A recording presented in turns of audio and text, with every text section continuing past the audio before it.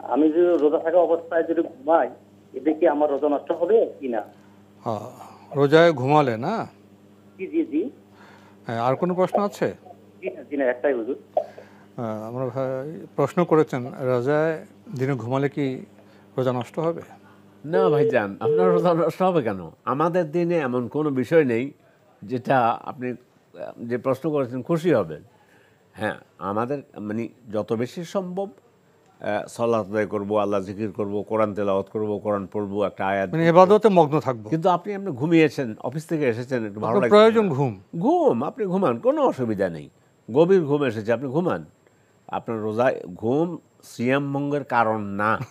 ওইটাই মূল কথা। হ্যাঁ, কিন্তু সিয়াম ভঙ্গের কারণের একটা ঘুম নয়। হ্যাঁ, ঘুম না, ঘুমে কোনো সিয়াম ভঙ্গ হবে না। কিন্তু একটা কথা, যে আপনি শুয়ে আছেন, এখানে জোহরও টাইম চলে গেল, জমাতেও গেলেন না, না, মানে রমজান মাসে মানে আপনি এমন প্রস্তুত থাকবেন, ঘুম যান আপনি সময় মতো, কিন্তু এবাদতের কোনো যেন ঘাটতি না হয়। মানে আলসেমি করে ঘুমালেন, এটা তো রমজানের যে মর্যাদা তার সাথে যায় না তো। এটা আলস্য সহকারে ঘুমানো, মানে শুধু অলস ঘুমাতেই আছে, এটা রমজানের ইয়ের সাথে যায় না আর কি, মর্যাদার সাথে যায় না, নিজের জন্য ক্ষতিকর। এক কথা, ঘুম সিয়াম ভঙ্গের কারণ না, ঘুমালে কোনো অসুবিধা। আমরা জানলাম বিষয়টি সম্পর্কে। প্রিয় দর্শক, নতুন প্রশ্নে যাচ্ছি। আসসালামু আলাইকুম, পরিচয় দিয়ে প্রশ্ন করুন। লাইনে আছেন? জি, আসসালামু আলাইকুম। ওয়ালাইকুম আসসালাম। আসসালামু আলাইকুম।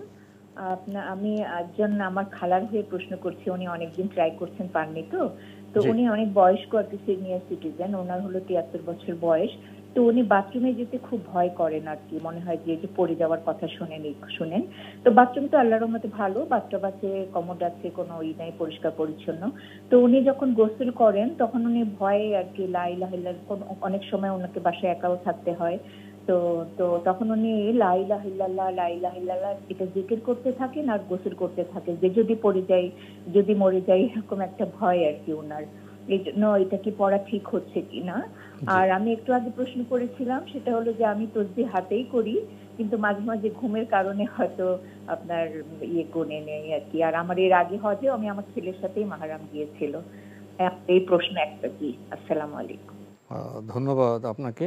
আপনি প্রশ্ন করেছেন, আপনার আত্মীয় প্রবীণ, 80 বছর বয়স, উনি বাথরুমে ভয় পান পড়ে যাব কিনা, মরে যাব কিনা।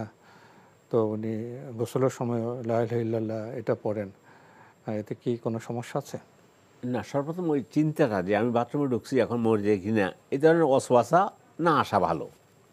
বাথরুমে ঢুকছেন, আপনি গোসল করেন, কিন্তু পড়লে হারাম হবে না। পানির ঝর্ণার নিচে আছেন, পানি ওয়াশরুমে আপনি গোসল করতেছেন, এই সময় আপনি সুবহানাল্লাহ বলতে পারেন, আল্লাহু আকবার বলতে পারেন, কোনো বলতে পারেন, কিন্তু ওয়াসওয়াসা আসা যে আমি যদি মরে যাই তাহলে লা ইলাহা ইল্লাল্লাহু মুহাম্মাদুর রাসূলুল্লাহ, মানে এইভাবে জায়েজ নেই এবং এইভাবে ঠিক না।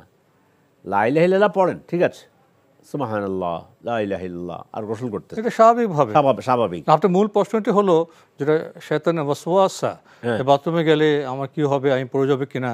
এটা তো একটা মানসিকভাবে মানুষকে খুবই অস্বস্তিতে রাখে, অস্বস্তি থাকে, এবং এই ওয়াসওয়াসা আসা ঠিক না। এখান থেকে নিজেকে দূরে রাখতে হবে। যদি তিনি এমন করেন প্রত্যেক দিনে পানি ছেড়ে দিয়ে তিনি লা ইলাহা ইল্লাল্লাহ পড়েন, তাহলে কিন্তু এটা বেদাতে যাবে। এটা তো ইবাদতের পদ্ধতি নয়, নিজস্ব একটা ইবাদত বের করে নিয়েছেন যে আমি বাথরুমে ঢুকে ঝর্ণার নিচে দাঁড়ালে আমি লা ইলাহা ইল্লাল্লাহ পড়বো, তাহলে এটা নির্দিষ্ট করে এটা বেদাত হয়ে যাবে।